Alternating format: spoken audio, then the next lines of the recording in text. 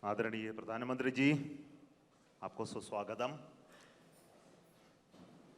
On 23rd of this month, August, we made history by landing on the moon. Chandrayaan-3 landed softly on the moon. We were very fortunate to have our Honorable Prime Minister, though away, he joined us live to greet us, to congratulate us, to be with us. And thank you so much for your presence during such a historic day.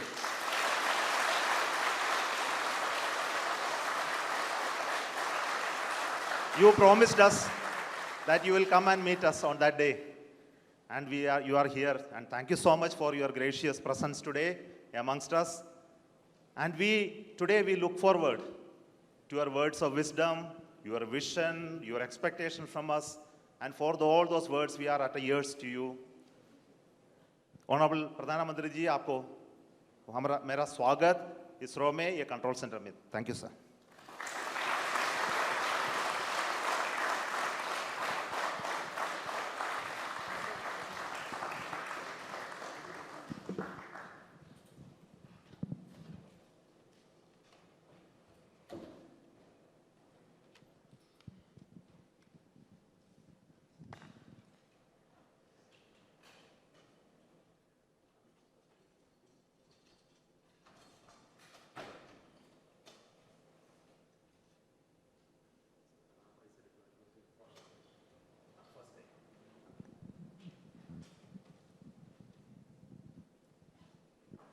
So we are seeing the ramp being deployed now.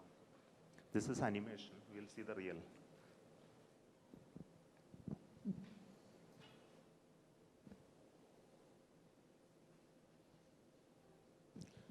Next solar panel of the ramp of the rover, Pragyan opens. Then it establishes communication with the lander.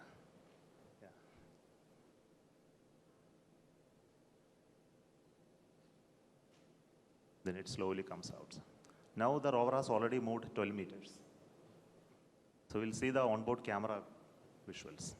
So this is a camera mounted on the side just before the ramp deployment. So what you're seeing is the deployment of the ramp with the rover mounted on that.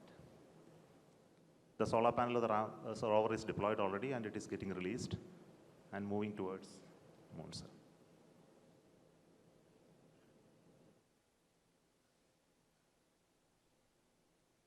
So these images take a lot of time to come to Earth because data rate and processing. So now this is the early morning image of today morning. The rover is almost out of the field of view. It will turn in the day today and look at the lander and take more pictures. Thank you.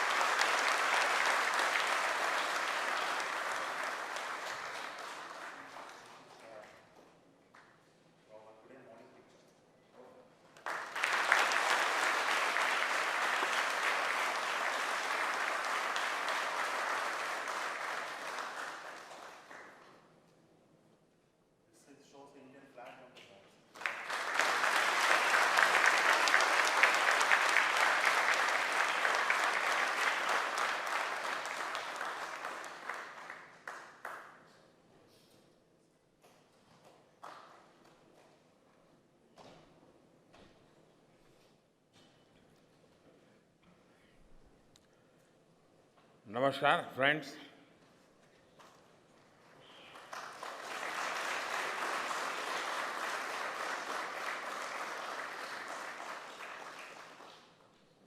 आप सभी के बीच आकर आज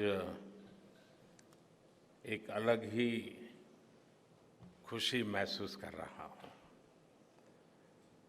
शायद ऐसी खुशी बहुत rare occasion होते हैं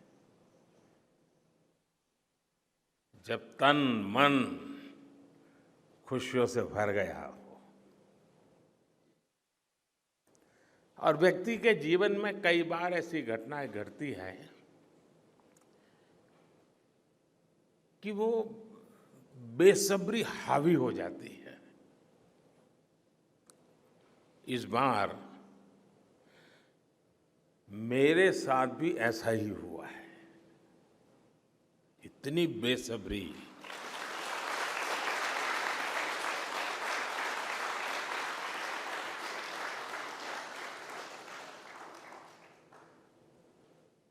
मैं साउथ अफ्रीका में था, फिर ग्रीस का कार्यक्रम था तो वहां चला गया, लेकिन मेरा मन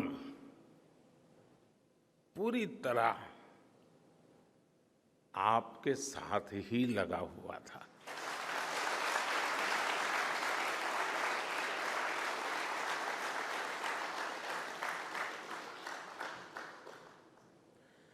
लेकिन कभी कभी लगता है कि मैं आप लोगों के साथ अन्याय कर देता हूं। बेसब्री मेरी और मुसीबत आपकी। इतनी सवेरे सवेरे आप सभी को, और इतना और टाइम, लेकिन बस मन कर रहा था जाऊं आपको नमन करूं। आपको दिक्कत हुई होगी, लेकिन मैं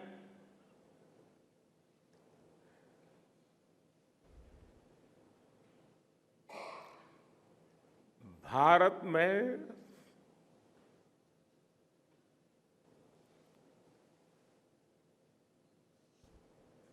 आते ही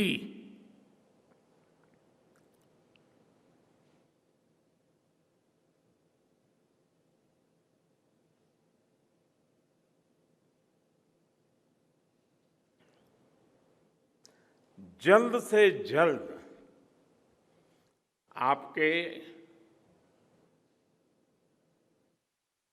दर्शन करना चाहता था।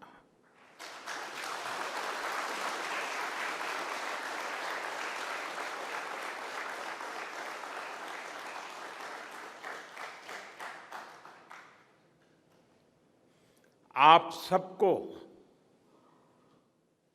सैल्यूट करना चाहता था।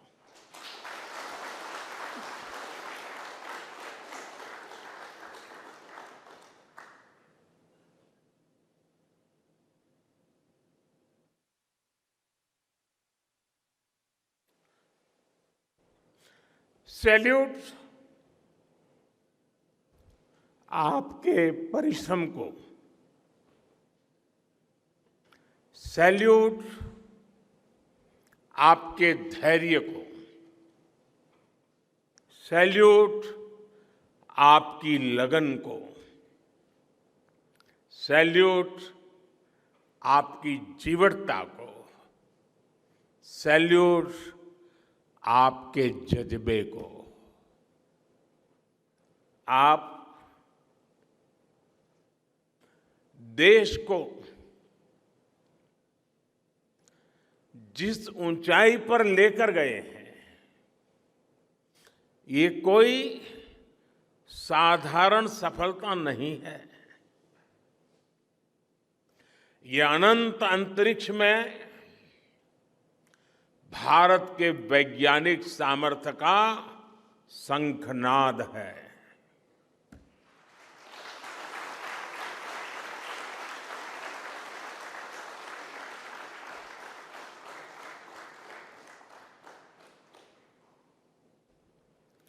India India is on the moon.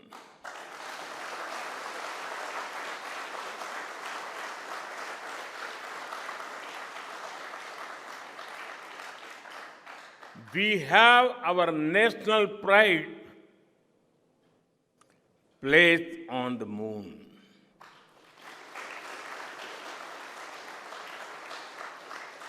हम वहां पहुंचे जहां कोई नहीं पहुंचा था। हमने वो किया जो पहले कभी किसी ने नहीं किया था। ये आज का भारत है, निर्भीक भारत, जुझारू भारत।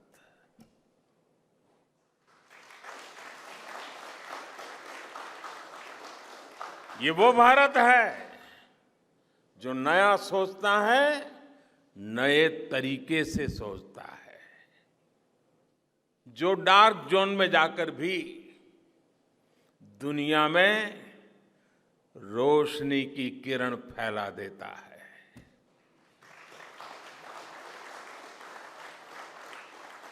21वीं सदी में यही भारत दुनिया की बड़ी बड़ी समस्याओं का समाधान करेगा। मेरी आंखों के सामने 23 अगस्त का वो दिन, वो एक एक सेकंड बार बार घूम रहा है। जब टचडाउन कंफर्म हुआ तो जिस तरह यहां इसरो सेंटर में पूरे देश में लोग उछल पड़े, वो दृश्य कौन भूल सकता है। कुछ स्मृतियां अमर हो जाती है। वो पल अमर हो गया। वो पल इस सदी के सबसे प्रेरणादायी क्षणों में से एक है। हर भारतीय को लग रहा था कि विजय उसकी अपनी है। खुद महसूस करता था। हर भारतीय को लग रहा था कि जैसे वो खुद एक बड़े एग्जाम में पास हो गया है। आज भी बधाइयां दी जा रही हैं, संदेश दिए जा रहे हैं, और ये सब मुमकिन बनाया है आप सबने, आपने।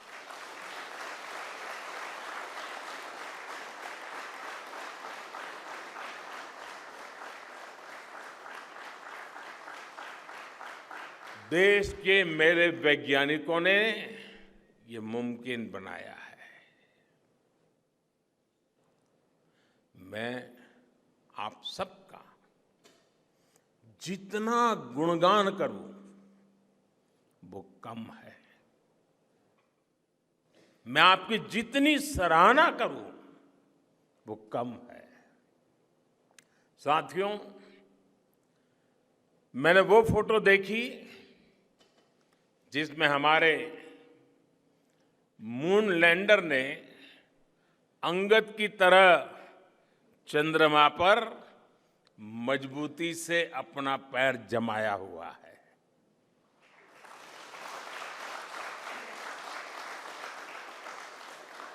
एक तरफ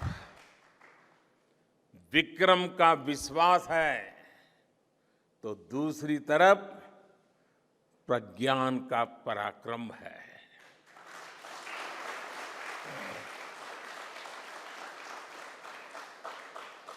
हमारा प्रज्ञान लगातार चंद्रमा पर अपने पद चिन्ह छोड़ रहा है। अलग अलग कैमरों से ली गई जो तस्वीरें अभी रिलीज हुई और मुझे देखने का सौभाग्य मिला, वो अद्भुत है। मानव सभ्यता में पहली बार धरती के लाखों साल के इतिहास में पहली बार उस स्थान की तस्वीर मानव अपनी आंखों से देख रहा है। और ये तस्वीर दुनिया को दिखाने का काम भारत ने किया है।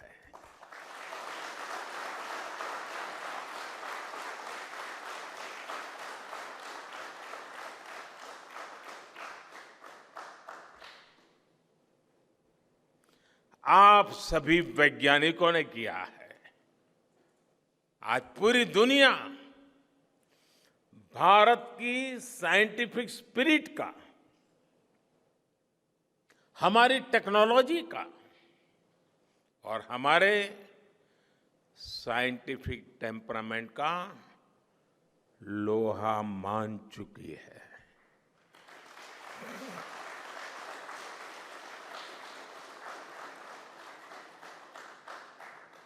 चंद्रयान महाअभियान सिर्फ भारत की नहीं बल्कि पूरी मानवता की सफलता है।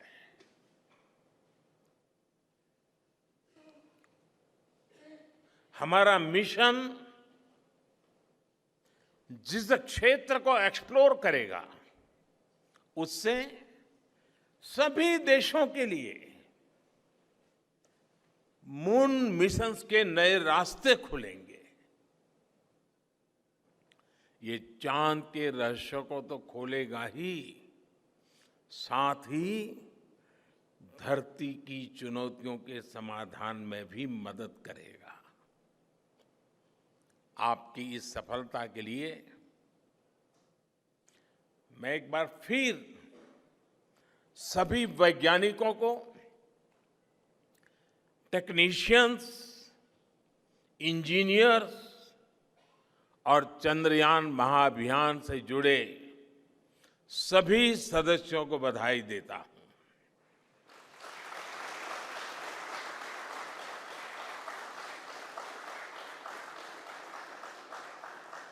मेरे परिवारजनों, आप जानते हैं कि स्पेस मिशंस के टच डाउन पॉइंट को एक नाम दिए जाने की वैज्ञानिक परंपरा है। चंद्रमा के जिस हिस्से पर हमारा चंद्रयान उतरा है, भारत ने उस स्थान के भी नामकरण का फैसला लिया है।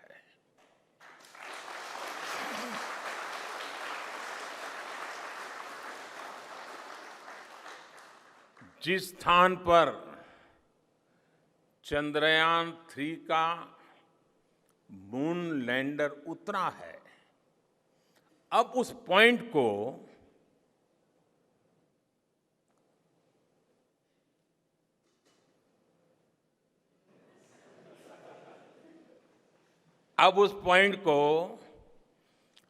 शिव शक्ति के नाम से जाना जाएगा।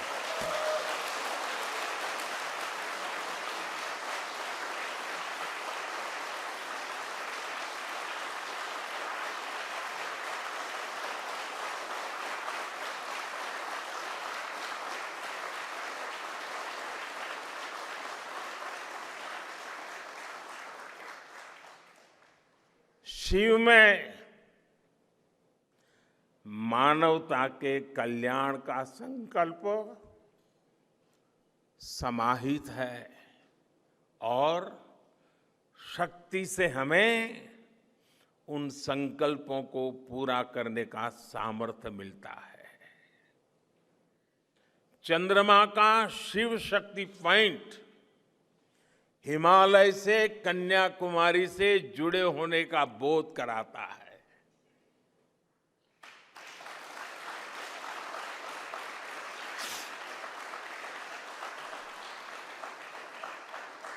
हमारे ऋषियों ने कहा है, येन कर्माण्य पशो मनीषिणो यज्ञे कुण्वन्ति वित्तेषु धीरः यत्पूर्व यक्ष्मन्तः प्रजानां तन्मे मनः शिव संकल्पमस्तु। अर्थात जिस मन से हम कर्तव्य कर्म करते हैं, विचार और विज्ञान को गति देते हैं, और जो सबके भीतर मौजूद है, वो मन शुभ और कल्याणकारी संकल्पों से जुड़े।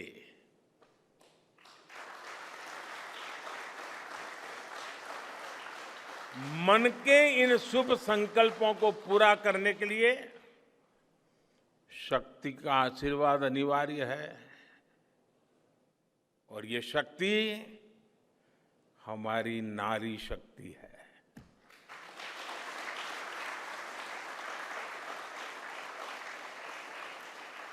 हमारी माताएं बहनें हैं।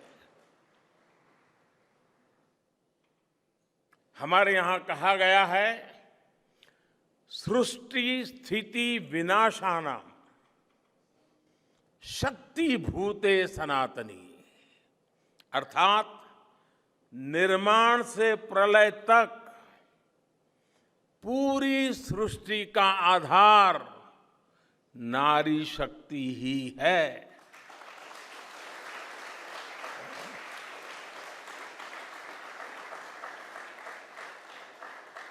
आप सबने देखा है, चंद्रयान 3 में देश ने, हमारी महिला वैज्ञानिकों ने, देश की नारी शक्ति ने कितनी बड़ी भूमिका निभाई है। चंद्रमा का शिव शक्ति पॉइंट सदियों तक भारत के इस वैज्ञानिक और दार्शनिक चिंतन का साक्षी बनेगा।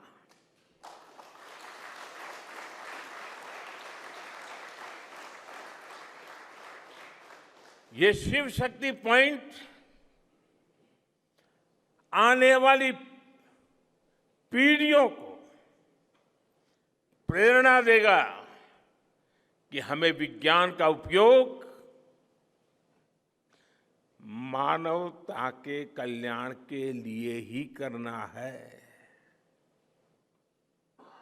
मानवता का कल्याण, यही हमारा सुप्रीम कमिटमेंट है। साथियों,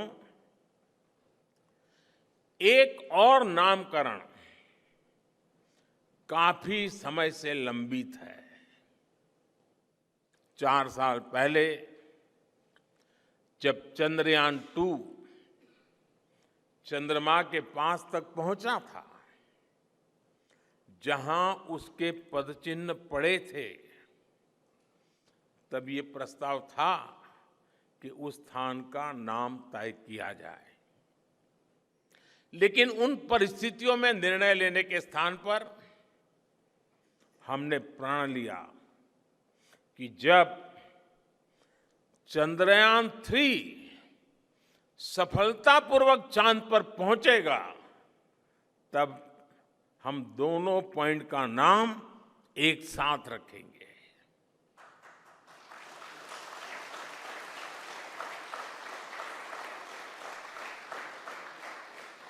और आज मुझे लगता है कि जब हर घर तिरंगा है, जब हर मन तिरंगा है और चांद पर भी तिरंगा है, तो तिरंगा के सिवाय चंद्रयान 2 से जुड़े उस स्थान को और क्या नाम दिया जा सकता है।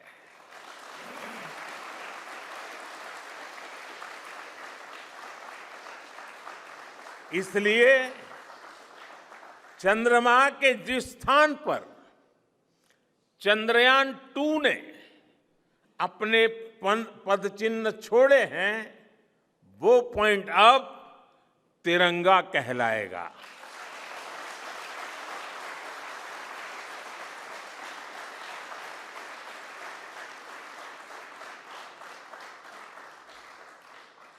ये तिरंगा पॉइंट भारत के हर प्रयास की प्रेरणा बनेगा।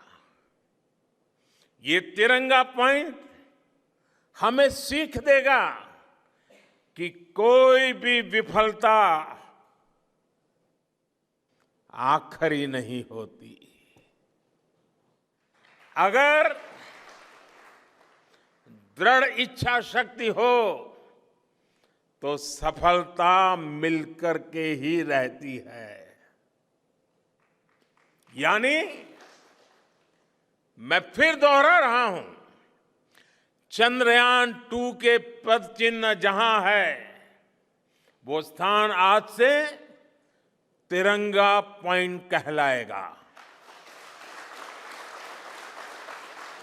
और जहां पर चंद्रयान 3 का मून लैंडर पहुंचा है, वो स्थान आज से शिव शक्ति पॉइंट कहलाएगा।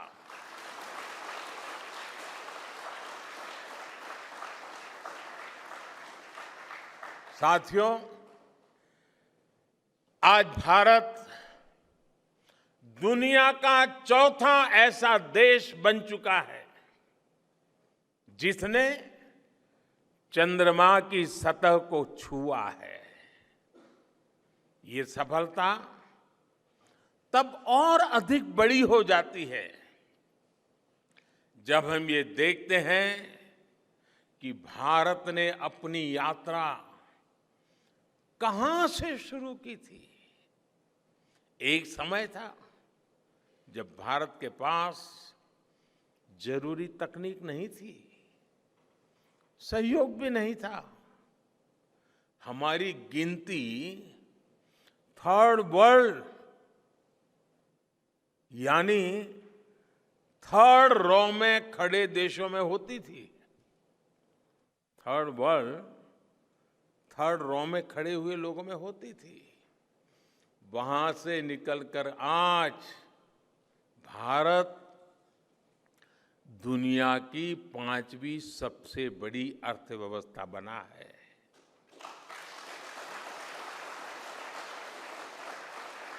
आज ट्रेड से लेकर टेक्नोलॉजी तक भारत की गिनती पहली पंक्ति यानी फर्स्ट रो में खड़े देशों में हो रही है। यानी थर्ड रो से फर्स्ट रो तक इस यात्रा में इसरो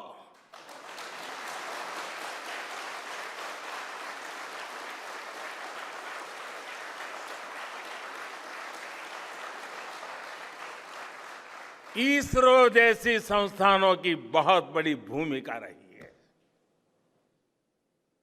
आपने आज मेक इन इंडिया को चांद तक पहुंचा दिया है।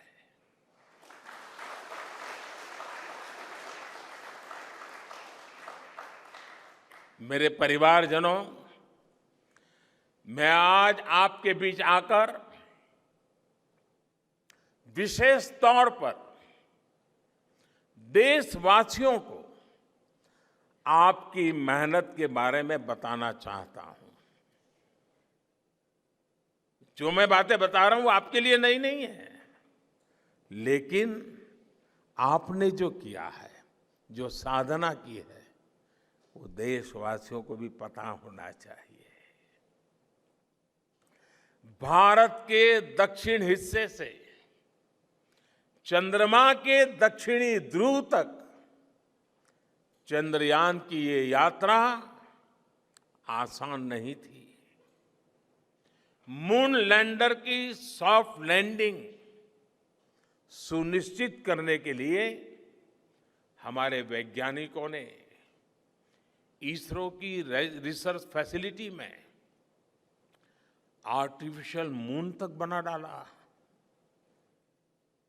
इस आर्टिफिशियल मून पर विक्रम लैंडर को अलग अलग तरीके से सरफेस पर उतारकर उसका टेस्ट किया गया था।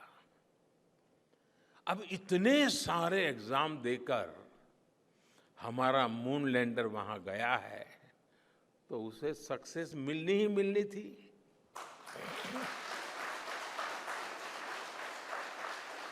साथियों, आज जब मैं देखता हूं कि भारत की युवा पीढ़ी साइंस को लेकर, स्पेस को लेकर, इनोवेशन को लेकर इतनी एनर्जी से भरी हुई है, तो उसके पीछे हमारे ऐसे ही स्पेस मिशंस की सफलता है। मंगलयान की सफलता ने, चंद्रयान की सफलता ने, गगनयान की तैयारी ने देश की युवा पीढ़ी को एक नया मिजाज दे दिया है। आज भारत के छोटे छोटे बच्चों की जुबान पर चंद्रयान का नाम है। आज भारत का हर बच्चा आप वैज्ञानिकों में अपना भविष्य देख रहा है। इसलिए आपकी उपलब्धि सिर्फ ये नहीं है कि आपने चांद पर तिरंगा लहराया, लेकिन आपने एक और बड़ी उपलब्धि हासिल की है, और वो उपलब्धि है भारत की पूरी पीढ़ी को जागृत करने की, उसे नई ऊर्जा देने की।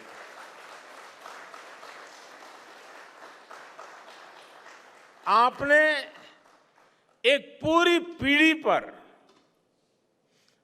अपनी इस सफलता की गहरी छाप छोड़ी है।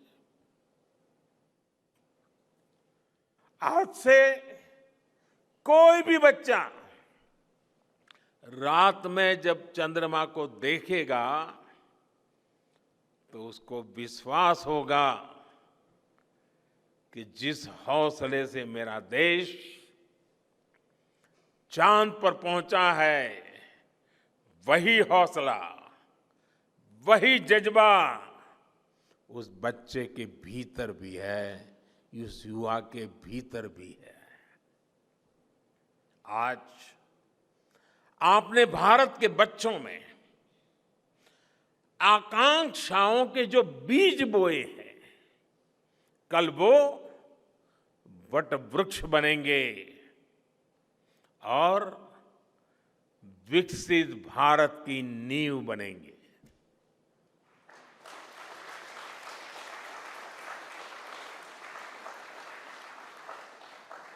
हमारी युवा पीढ़ी को निरंतर प्रेरणा मिलती रहे, इसके लिए एक और निर्णय लिया गया है। 23 अगस्त को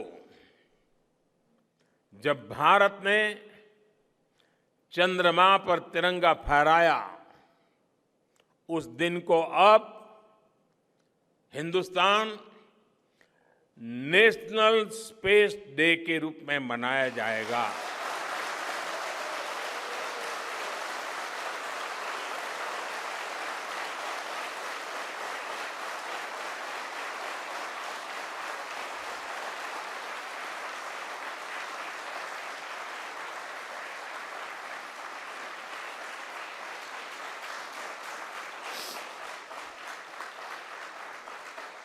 जब हर वर्ष national space day science, technology और इनोवेशन की स्पिरिट को सेलिब्रेट करेगा, हमें हमेशा हमेशा के लिए प्रेरित करता रहेगा।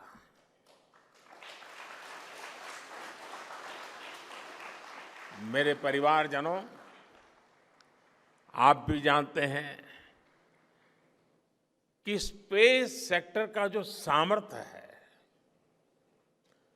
वो सैटेलाइट लॉन्च करने या अंतरिक्ष की खोज से कहीं ज्यादा बड़ा है। स्पेस सेक्टर की एक बहुत बड़ी ताकत है जो मैं देखता हूं वो है ईज ऑफ लिविंग और ईज ऑफ गवर्नेंस। आज देश में स्पेस एप्लीकेशंस को गवर्नेंस के हर पहलू से जोड़ने की दिशा में बहुत बड़ा काम हुआ है। आप लोगों ने जब मुझे प्रधानमंत्री के रूप में काम का दायित्व दिया तो प्रधानमंत्री बनने के बाद मैंने भारत सरकार के जॉइंट सेक्रेटरी लेवल के ऑफिसर्स की स्पेस साइंटिस्ट के साथ एक वर्कशॉप करवाई थी और इसका मकसद ये था कि गवर्नेंस में, शासन व्यवस्था में ट्रांसपेरेंसी लाने में स्पेस सेक्टर की ताकत का ज्यादा से ज्यादा इस्तेमाल कैसे करें। तब किरण जी शायद हम लोगों के साथ काम करते थे। इसी का नतीजा था जब देश ने स्वच्छ भारत अभियान शुरू किया, शौचालयों का निर्माण शुरू किया, करोड़ों घरों को बनाने का अभियान चलाया। तो इन सब के मॉनिटरिंग के लिए, उसकी प्रगति के लिए स्पेस साइंस ने बहुत मदद की। आज देश में दूर दराज के इलाके में एजुकेशन, कम्युनिकेशन और हेल्थ सर्विसेज पहुंचाने में स्पेस सेक्टर की बहुत बड़ी भूमिका है। इन दिनों आजादी के अमृत महोत्सव के निमित्त जो जिले जिले में अमृत सरोवर बन रहे हैं, उसका भी टैगिंग, उसके भी मॉनिटरिंग स्पेस के द्वारा ही हो रही है। बिना स्पेस टेक्नोलॉजी के हम टेलीमेडिसिन और टेली एजुकेशन की कल्पना तक नहीं कर सकते। स्पेस साइंस ने देश के रिसोर्सेज के ऑप्टिमम यूटिलाइजेशन में भी बहुत मदद की है। हमारे देश के एग्रीकल्चर सेक्टर को ताकत देने में, मौसम का अनुमान लगाने में स्पेस सेक्टर जो मदद करता है वो देश का हर किसान जानता है। आज वो देख लेता है अपने मोबाइल पर अगले सप्ताह मौसम का क्या हाल है। देश के करोड़ों मछुआरों को आज नाविक सिस्टम से जो सटीक जानकारी मिल रही है वो भी आप ही की देन है। आज जब देश में बाढ़ आती है, कोई प्राकृतिक आपदा आती है, भूकंप आता है, तो हालात की गंभीरता का पता लगाने में आप सबसे पहले आगे आते हैं। जब साइक्लोन आता है तो हमारी सैटेलाइट्स उसका सारा रूट बताती हैं, सारी टाइमिंग बताती हैं और लोगों की जान भी बचती है, संपत्ति भी बचती है। और सिर्फ साइक्लोन के कारण जो संपत्ति बचती है ना, उसका अगर जोड़ लगा दे तो आज स्पेस का जो खर्चा है उससे वो ज्यादा हो जाता था।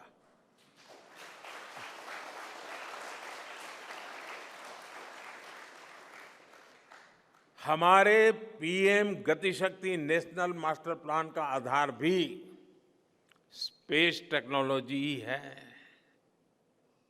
और आज दुनिया भारत के इस गतिशक्ति प्लेटफॉर्म का अध्ययन कर रही है कि प्लानिंग और मैनेजमेंट में ये प्लेटफॉर्म कितना उपयोगी हो सकता है।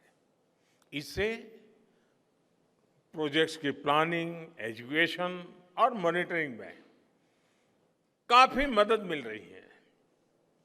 समय के साथ बढ़ता हुआ स्पेस एप्लीकेशन का ये दायरा हमारे युवाओं के लिए अपॉर्चुनिटीज भी बढ़ा रहा है, अवसर बढ़ा रहा है। और इसलिए आज मैं एक सुझाव भी देना चाहता हूं और मैं चाहूंगा कि आपके यहां से जो रिटायर्ड लोग हैं वे इसमें काफी मदद कर सकते हैं। अब ये मत बोलिएगा कि इतनी सुबह सुबह मोदी जी यहां आए और कुछ काम भी दे करके जा रहे हैं। साथियों, मैं चाहूंगा कि इसरो केंद्र सरकार के विभिन्न मंत्रालय और राज्य सरकारें मिलकर गवर्नेंस में स्पेस टेक्नोलॉजी पर एक नेशनल हैकाथॉन का आयोजन करें। इस हैकाथॉन में ज्यादा से ज्यादा युवा, ज्यादा से ज्यादा यूनिवर्सिटी, ज्यादा से ज्यादा नौजवान वो शामिल हो, जुड़े। मुझे विश्वास है ये नेशनल हैकाथॉन हमारी गवर्नेंस को और प्रभावी बनाएगा, देशवासियों को मॉडर्न सॉल्यूशंस देगा। और साथियों, आपके अलावा मैं अपनी युवा पीढ़ी को एक और टास्क अलग से देना चाहता हूं। और होमवर्क के दिए बिना बच्चों को काम करने का मजा नहीं आता है। आप सब जानते हैं कि भारत वो देश है जिसने हजारों वर्ष पूर्व ही धरती के बाहर अनंत अंतरिक्ष में देखना शुरू कर दिया था। हमारे यहां सदियों पहले अनुसंधान परंपरा के आर्यभट्ट, ब्रह्मगुप्त, वराहमिहिर और भास्कराचार्य जैसे ऋषि मनीषी हुए थे। जब धरती के आकार को लेकर भ्रम था, तब आर्यभट्ट ने अपने महान ग्रंथ आर्यभट्टीय में धरती के गोलाकार होने के बारे में विस्तार से लिखा था। उन्होंने एक्सिस पर पृथ्वी की रोटेशन और उसकी परिधि की गणना भी लिख दी थी। इसी तरह सूर्य सिद्धांत जैसे ग्रंथों में भी कहा गया है, सर्वत्रैव महिगोले, सर्वत्रैव महिगोले स्वस्थानम उपरि स्थितम मन्यन्ते खेयतो गोलस तस्य क्व ऊर्ध्वं क्व वादः।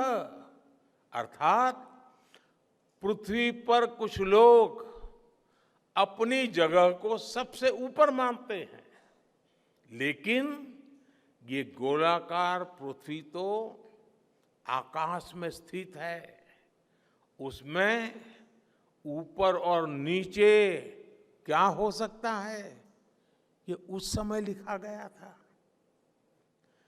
ये तो मैंने सिर्फ एक श्लोक बताया है। ऐसी अनगिनत रचनाएं हमारे पूर्वजों ने लिखी हुई है। सूर्य, चंद्रमा और पृथ्वी के एक दूसरे के बीच में आने से ग्रहण की जानकारी हमारे कितने ही ग्रंथों में लिखी हुई पाई जाती है। पृथ्वी के अलावा अन्य ग्रहों के आकार की गणनाएं, उनके मूवमेंट से जुड़ी जानकारी भी हमारे प्राचीन ग्रंथों में मिलती है। हमने ग्रहों और उपग्रहों की गति को लेकर इतना सूक्ष्म गणनाएं करने की वो काबिलियत हासिल की थी कि हमारे यहां सैकड़ों वर्ष आगे के पंचांग यानी कैलेंडर्स बनाए जाते थे। इसलिए मैं इससे जुड़ा एक टास्क अपनी नई पीढ़ी को देना चाहता हूं, स्कूल कॉलेज के बच्चों को देना चाहता हूं। मैं चाहता हूं कि भारत के शास्त्रों में जो खगोलीय सूत्र है, उन्हें साइंटिफिकली प्रूव करने के लिए नए सिरे से उनके अध्ययन के लिए नई पीढ़ी आगे आए। ये हमारी विरासत के लिए भी जरूरी है और विज्ञान के लिए भी जरूरी है। आज जो स्कूल के, कॉलेज के, यूनिवर्सिटी के स्टूडेंट्स हैं, रिसर्चर्स हैं, उन पर एक तरह से ये दोहरा दायित्व है। भारत के पास विज्ञान के ज्ञान का जो खजाना है, वो गुलामी के लंबे कालखंड में दब गया है, छिप गया है। आजादी के इस अमृत काल में हमें इस खजाने को भी खंगालना है, उस पर रिसर्च करनी है और दुनिया को भी बताना है। दूसरा दायित्व ये कि हमारी युवा पीढ़ी को आज के आधुनिक विज्ञान, आधुनिक टेक्नोलॉजी को नए आयाम देने हैं। समंदर की गहराइयों से लेकर आसमान की ऊंचाई तक, आसमान की ऊंचाई से लेकर अंतरिक्ष की गहराई तक आपके लिए करने के लिए बहुत कुछ है। आप डीप अर्थ को भी देखिए और साथ ही डीप सी को भी एक्सप्लोर करिए। आप नेक्स्ट जनरेशन कंप्यूटर बनाइए और साथ ही जेनेटिक इंजीनियरिंग में भी अपना सिक्का जमाइए। भारत में आपके लिए नई संभावनाओं के द्वार लगातार खुल रहे हैं। 21वीं सदी के इस कालखंड में जो देश साइंस और टेक्नोलॉजी में बढ़त बना ले जाएगा, वो देश सबसे आगे बढ़ जाएगा। साथियों, आज बड़े बड़े एक्सपर्ट्स कह रहे हैं कि अगले कुछ वर्षों में भारत की स्पेस इंडस्ट्री $8 बिलियन से बढ़कर $16 बिलियन की हो जाएगी। सरकार भी इस बात की गंभीरता को समझते हुए स्पेस सेक्टर में लगातार रिफॉर्म कर रही है। हमारे युवा भी कमर कसकर तैयार है। आपको जानकर सुखद आश्चर्य होगा कि पिछले 4 साल में स्पेस सेक्टर में काम करने वाले स्टार्टअप्स की संख्या 4 से बढ़कर करीब करीब 150 हो गई है। हम कल्पना कर सकते हैं कि अनंत आकाश में कितनी अनंत संभावनाएं भारत का इंतजार कर रही हैं। वैसे कुछ दिन बाद 1 सितंबर से MyGov हमारे चंद्रयान मिशन को लेकर बहुत बड़ा क्विज कंपटीशन लॉन्च करने वाला है। हमारे देश के स्टूडेंट्स इससे भी शुरुआत कर सकते हैं। मैं देश भर के स्टूडेंट से आग्रह करूंगा कि आप सभी बड़ी संख्या में इससे जुड़े। मेरे परिवारजनों, देश की भावी पीढ़ी को आपका मार्गदर्शन बहुत आवश्यक है। आप जो इतने सारे इंपॉर्टेंट मिशंस पर काम कर रहे हैं, वो आने वाली पीढ़ी ही आगे ले जाने वाली है। आप उन सभी के रोल मॉडल हैं। आपकी रिसर्च और आपकी वर्षों की तपस्या, मेहनत ने साबित किया है कि आप जो ठान लेते हैं वो आप करके दिखाते हैं। देश के लोगों का विश्वास आप पर है। और विश्वास कमाना छोटी बात नहीं होती है दोस्तों। आपने अपनी तपस्या से विश्वास कमाया है।